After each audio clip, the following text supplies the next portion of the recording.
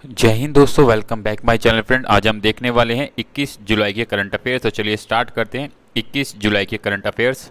Friend, question number first है, किस भारतीय प्रौद्योगिकी संस्थान ने अगली पीढ़ी के अंतरिक्ष रोबोट के लिए जैव प्रेरित आर्टिफिशियल यानी कृत्रिम मांसपेशी विकसित की है? तो फ्रेंड, ये किसके द्वारा की गई है? ऑप्शन बी, भारतीय प्रौद्योगिकी संस्थान कानपुर के द्वारा। ठीक है, तो एक तरीके का रोबोटिक टाइप विकसित किया गया है जो जैव प्रेरित कृषि आर्टिफिशियल कृषि मांसपेशी विकसित करेगा। ठीक है, बाकी यहाँ पे इन्फॉर्मेशन लिखी गई जो आप यहाँ से रीड आउट कर सकते हैं। चलते हैं आगे friends. Friend, question number second है, इंपॉर्टेंट है। 2028 के ग्रीष्मकालीन ओलंपिक और पैरा ओलंपिक खेल कहाँ आयोजित किए जाएंगे? तो फ्रेंड, ये किए जाएंगे लॉस एंजलिस अमेरिका में। ठीक है, तो ऑप्शन डी इसका राइट आंसर होगा। और 2024 के जो है फ्रांस यानी कि पेरिस में आयोजित किए जाने वाले हैं। ठीक है, तो 2028 के ओलंपिक की घोषणा कर दी गई है जो कि लॉस एंजलिस अमेरिका में होंगे। इससे पहले दो बारी लॉस एंजलिस में ओलंपिक आयोजित किए जा चुके हैं, 1984 और 1934 में भी ये किए गए हैं। तो यहाँ पे इन्फॉर्मेशन लिखी गई जो आप यहाँ से रीड आउट कर सकते हैं इसके बारे में। ठीक है फ्रेंड्स, चलते हैं आगे friends. Friend, question number third है, इंपॉर्टेंट है। भारत और किस देश ने जुलाई 2022 में वन्य जीवन संरक्षण और सतत विकास विविधता उपयोग पर एक समझौता ज्ञापन पर हस्ताक्षर किया है? तो फ्रेंड, ये किया गया नामीबिया के द्वारा। ठीक है, बताया जा रहा है तकरीबन 70 साल के बाद अब भारत में चीतों की वापसी होगी, जिसमें 8 चीते लाए जाएंगे नामीबिया से। 4 नर 4 मादा रहेंगी। ठीक है, तो ये जो है बताया जा रहा है 15 अगस्त तक आ जाएंगे। 70 साल के बाद जो ये चीते हैं भारत में लाए जाएंगे। और जो ये चीते आएंगे उनके लिए जो जगह चुनी गई है वो है मध्य प्रदेश का कुनू राष्ट्रीय उद्यान। याद रखना इंपॉर्टेंट है, ये क्वेश्चन आने के चांस रहेंगे तो आपको पता होना चाहिए इसके बारे में। ठीक है, और 12 चीते जो हैं अब दक्षिण अफ्रीका से लाने की उम्मीद जताई जा रही है, जिस पे कार्य चल रहा है। ठीक है, तो इंपॉर्टेंट है, याद रखना 8 चीते लाए जाएंगे, 4 नर 4 मादा। फ्रेंड, क्वेश्चन नंबर फोर्थ है, किस राज्य में बनाई गई भारत की पहली आधुनिक डिजिटल लोक अदालत? तो किस राज्य में बनाई गई है? जैसे कि आपको दिख रहा होगा, ये बनाई गई है राजस्थान के अंदर। ठीक है, तो याद रखना पहली बनाई गई, इस बार इंपॉर्टेंट है। तो भारत की पहली आर्टिफिशियल बुद्धिमत्ता आधुनिक डिजिटल लोक अदालत का उद्घाटन 18वें अखिल भारतीय कानूनी एवं सेवा प्राधिकरण सम्मेलन के दौरान राष्ट्रीय कानून सेवा प्राधिकरण के अध्यक्ष उदय उमेश ललित द्वारा किया गया। ठीक है, तो इंपॉर्टेंट, इसको याद रखना। चलते फ्रेंड आगे।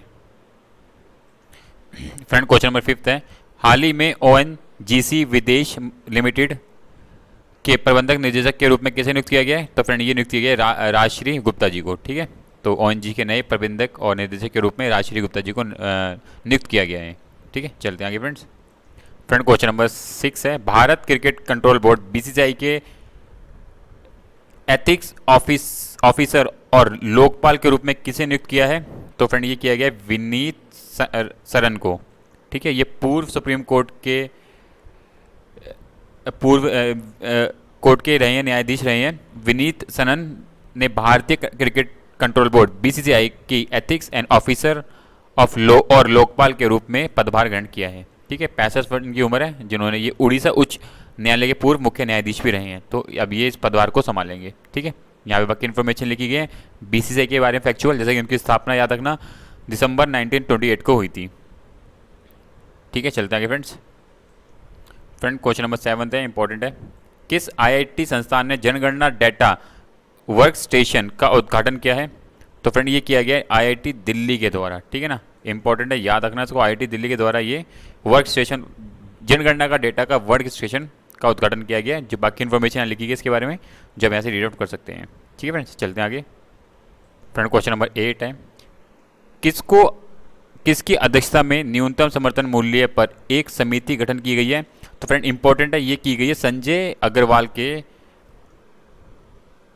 न्यूनतम समर्थन मूल्य की एक समिति गठन की है इनकी अध्यक्षता में। ठीक है, तो संजय अग्रवाल इसको ही पूरी समिति अध्यक्षता करेंगे। ठीक है, चलते फ्रेंड आगे। Friend, very very important question, हाल ही में जारी फोर्ब्स की दुनिया के सबसे अमीर व्यक्ति की सूची में गौतम अडानी का स्थान कौन सा है? तो फ्रेंड, ये स्थान हो गया इनका चौथा, जो इस टाइम सबसे इम्पोर्टेंट हो जाता है। ठीक है, तो चौथा स्थान इन्होंने हासिल कर लिया है। इससे इनके ऊपर जो है टेस्ला के CEO एलोन मस्क, जिनके पास संपत्ति $234.4 बिलियन, वहीं दूसरे स्थान पर आर्नोल्ड 154.9 बिलियन अमेरिकन डॉलर। फिर अमेजॉन के जेफ बेजोस $143.9 बिलियन।